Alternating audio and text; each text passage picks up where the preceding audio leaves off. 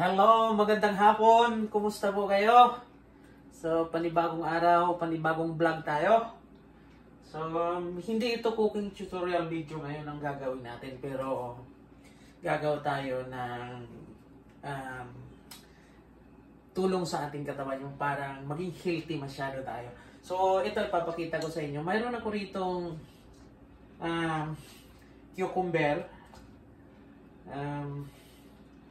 carrots, at saka bell pepper. Mayroon din akong ano rito, watermelon. So, mayroon din ako rito ano tawag sa inyo, alam niyo to? Ito. Ayan. Yeah, it's cauliflower. So, baka magtaka kayo bakit hinaluan ko ng cauliflower. So, mayroon din tayong apple dito. So, ngayon, bakit gagawin kong juice ito? Hindi natin ito gagawin na smoothie. Kasi ang smoothie, iba ng kahulugan ng smoothie kung gagawin natin. Kasi hindi na siya 100% na makukuha natin ang nutrient. Kasi ang smoothie, kung gagawin natin itong smoothie, haluan natin either ng tubig or milk para maging smoothie siya.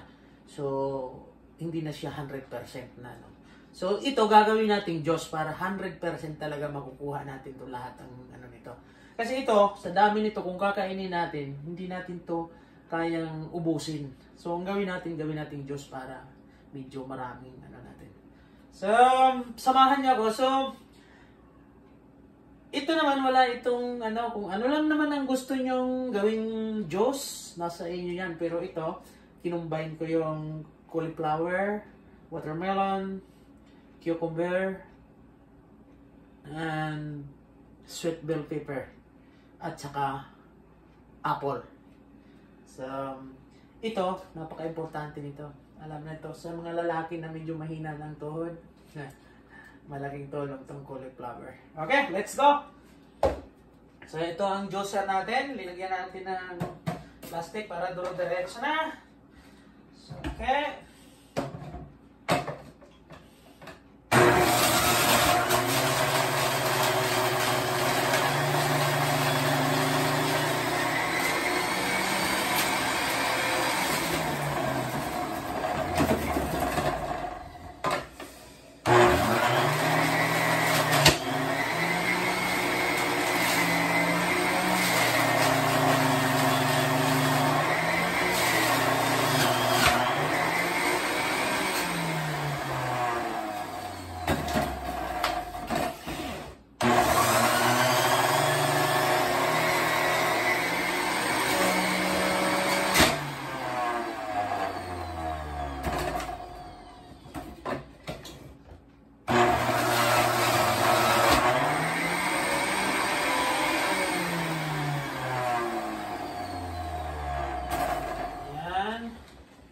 Watermelon.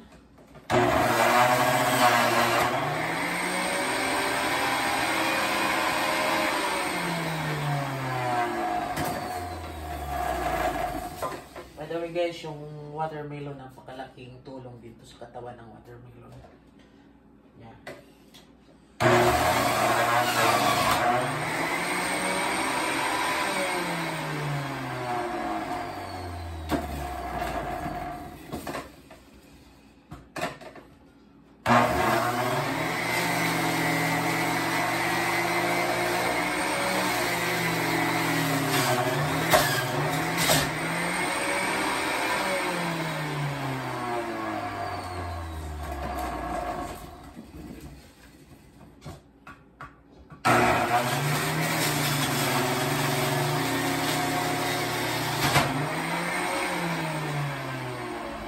So fresh na fresh talaga ito mga guys.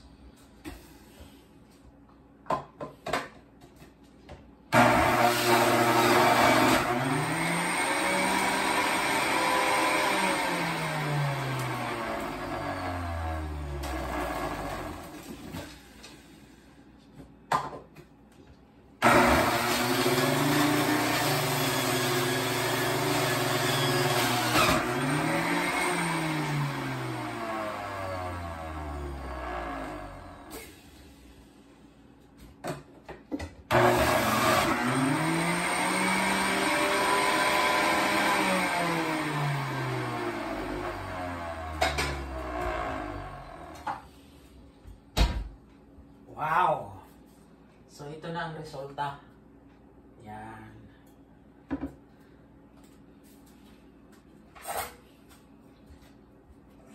Ano natin?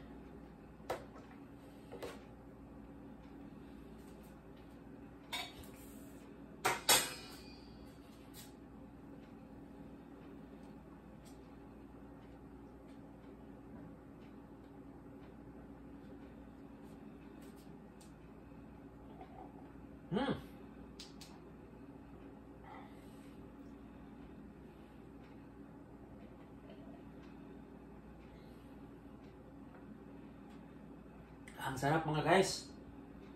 So, kung meron kayong mga gulay-gulay, mga ano, so gawin yung juice ito para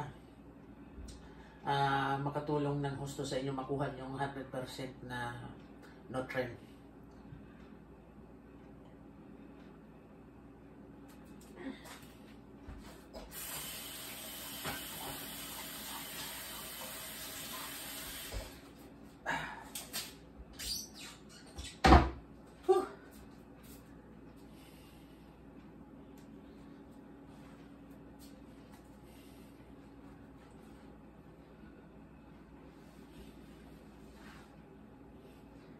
So, sana nagustuhan yung ginawa natin mga guys. So, paki-like and share naman kung inabot kayo ng video ito at saka paki-comment na rin kung ano. So, ayun lang. Salamat. Bye-bye.